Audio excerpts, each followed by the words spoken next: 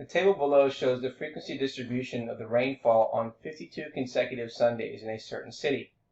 We're going to use the frequency distribution to construct a histogram. And do the data appear to have a distribution that is approximately normal? So let's first take a look at the classes. We go from 0 to 0.19, 0.20 to 0.39, 0.40 to 0.59.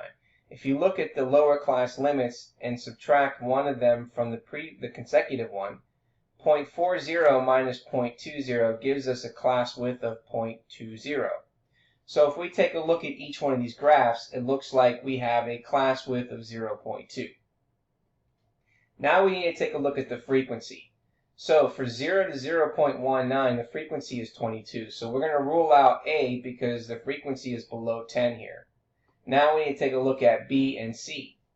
So again, we're looking at 22. So here we're going to have to go all the way up, and it looks like it's just above the 20, which is 22 here for C. For B, it goes all the way up to 20, and there's 30, and there's a line in between 30 and 20, which would be 25, which means this one is above 25, which doesn't match that number. But let's check and see if the rest of this in C matches. If we look at the next class, it's just a little bit above 10, which is 12. If we look at the next class, you can see that it's right at that line, which is 5. Okay, the next class is 3, so it's 2 below that 5. The next one is 1 and then 1.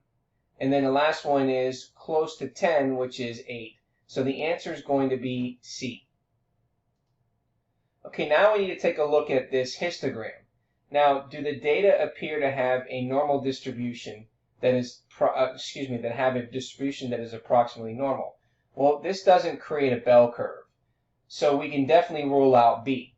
Okay, now do we say that it is approximately uniform? No, because uniform means that everything would be kind of closer together as far as each bar. We don't have anything called no obvious maximum.